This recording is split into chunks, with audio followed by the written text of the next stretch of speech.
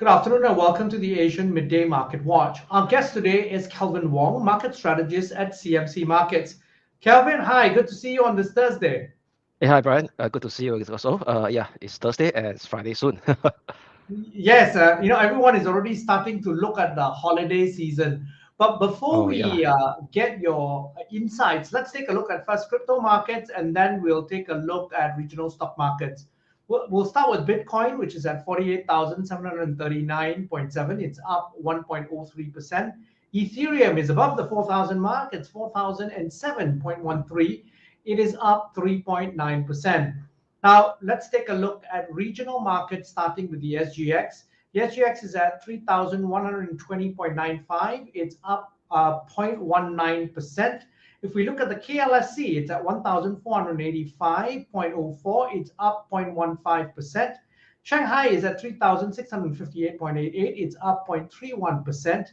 The ASX All Ordinaries is at 7,617.1. It's down 0.25%.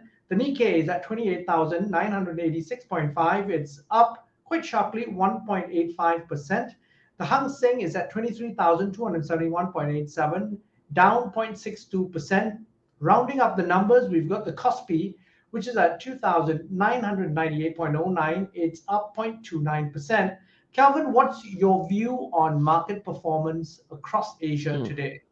Okay, so let's take it at one step at a time. So if you look at in general, it's pretty positive after post FOMC. So what you could see over here is that it's actually most of the Asia stock indices is actually following the what I call it, the positive backdrop on the bullish reversal, a pretty significant bullish reversal seen across the major US stock indices for the S&P, the Nasdaq, the Dow Jones, and even the small caps Russell 2000 after the FOMC meeting. So what's interesting over here is this US stock indices actually fell before the meeting, but right after that, it's actually most likely, right, I would say that the expectation of further, what I call it, tightening of liquidity in terms of what I call the pace of the tapering has been more or less been expected or priced into the markets already. And also in terms of the expectation of the rate hike, which is more or less also been priced as well. So what we are just expecting right now is between 2 to 3 hikes next year. Okay, so that was kind of being projected by the Fed dot plot as well. But what interesting over here is that during the press conference is that Powell actually did mention that he kind of did also say that hey, it's not 100% step-by-step follow through, that they need to follow that current dot plot projection. That means, i.e., what it means that even though the dot plot stated that there's likely it's a median projection among the officials, there will be 3 hikes in 2022. But however, if economic circumstances changes, they may not follow this path. That means what he's saying that over here is that they are dynamic and fluid. So that could actually add a bit of consolidation to the markets, just in case if the current Omicron variant cause a kind of a more unexpected demand shock to the economy. They'll be ready to what I call hold their guns. So that gives rise of a more positive showing in the US stock market. Then coming to Asia very quickly. Over in Asia, over here, what we could see is, let's go to Singapore first. So Singapore is kind of not actually riding on the bandwagon so much in terms of the performance. It's not as rosy as the US stock indices. Why? Because several of the Singapore stocks, which is inside the STI, fell, which is the property developers. Like we have yes, and because that was because of the tightening of property curve yesterday. Could you give us some highlights on that, Kelvin? Precisely. So what I could see is that very quickly, CityDev, which is a property developer, UL, both of them dropped pretty significantly, around 2% plus to 1.5% plus.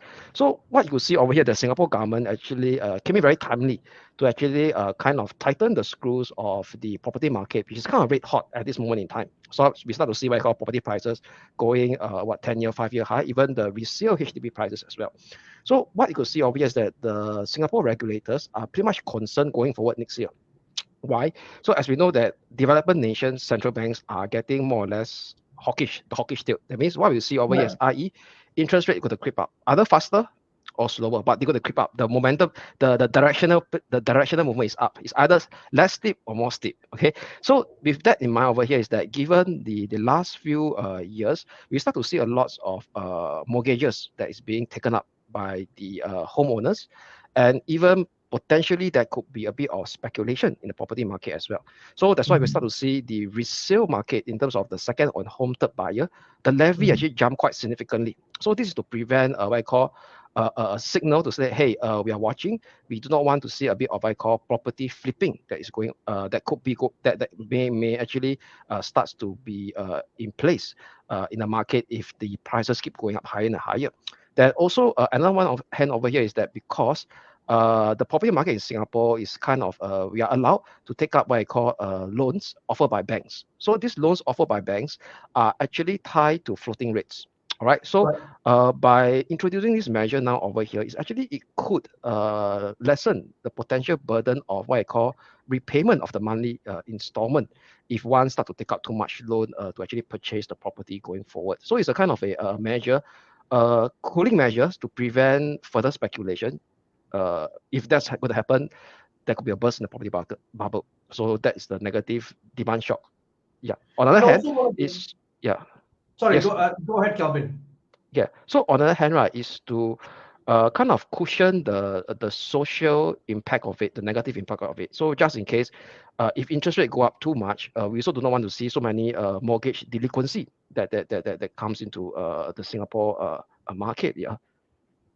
So Kelvin, one of the other impacts is going to be then the whole collective sale market, which will be cooled tremendously because developers won't have as much appetite then to bid aggressively for land banks. Yes, possibly going forward. Yeah, but one thing over here is I suspect they might maybe front load their existing we call it existing units. Means developers may front load it units that's about to get TOP. So they may push on that aspect of it. Yeah. Okay. Now I want to look at something that investors are now looking ahead now that the FOMC meeting has passed is basically the upcoming ECB and Bank of England meetings. What are the expectations of the market? Okay, so for now, right, the thing about Bank of England is they did a U-turn in the previous meeting. In previous meeting, there was a consensus to actually hike by 25 basis point, but however, they actually put on hold. So what market consensus over here is at this point in time is pretty similar as well. Why? Because of the Omicron variant that is still is actually in fact now getting steam in UK itself. So with that, I believe that the Bank of England might tend to be a bit cautious. That means they will be not as hawkish as before to maintain the current stance. So that should be the, in my opinion, that should be their stance going forward in this upcoming meeting. So it's more like a wait and see. So in terms of telegraphing the very clear scenario of the what we call a tightened or a heightened pace of interest rate hike next year. So I don't think they will be able to give a clear-cut direction on that.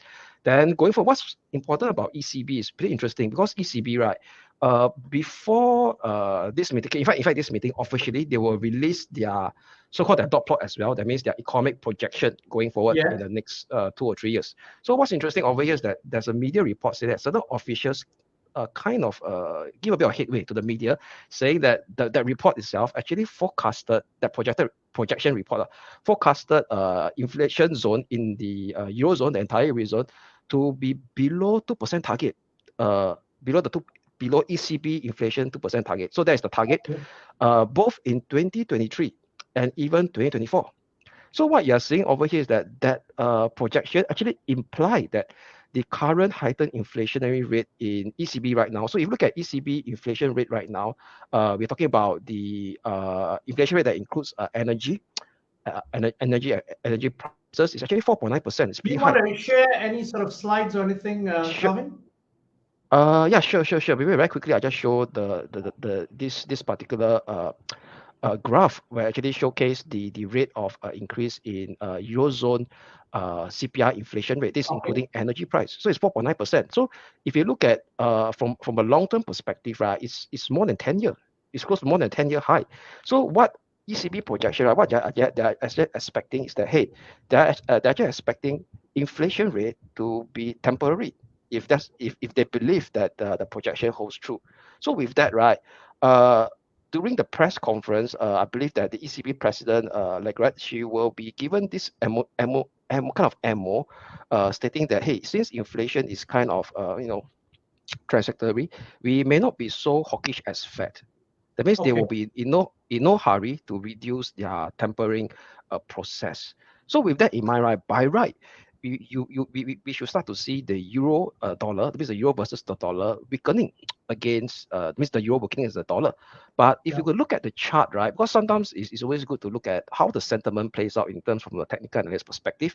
So Okay. very quickly, right, this is the chart of the euro dollar. Okay, let me means euro versus dollar. So this is the daily chart. So I could see the daily chart, right, since the 26th of May high, it's been trading in a downtrend, very clear downtrend. Accepted that it on the 23rd of November, we're talking about four or 3 weeks back, it actually managed to stall at this previous support level, which is at around the 1.12, 111 support zone, and it started to trade sideways thereafter. So what we Yeah. could see over here, right? Given that this is being kind of telegraphed already in the markets, because this news about the ECB projection, right, is kind of more or less being priced into the market, but markets we refuse to take the ECB down much lower. So I believe that unless Lagarde going to give a very dovish view that could drive the Mhm. euro dollar much lower to break below the 111 level. So if that's the case, right, breaking below 111 level could take us down to almost close to 110 level. Okay, so this 110 level is pretty crucial. Why? Because if you look at the monthly chart, it's the long-term support level that is drawn from the November 2000 low. Okay, so other than that, if there's no big surprise over here, I'll still expect the pardon me, the euro dollar to actually be the kind of sideways configuration between 1.14 to 110, 111 level between these two range here. Kelvin, thank you very much for your insights and analysis. Thank you, Brian. My pleasure. Now, we've been speaking to Kelvin, Wong, market strategist at CMC Markets on Biztech Asian Midday Market Watch. I'm Brian Fernandez. Please check out our various platforms for this video and podcast, as well as our website, www.biztech.asia. Please like and subscribe to our various platforms. Thank you very much for tuning in.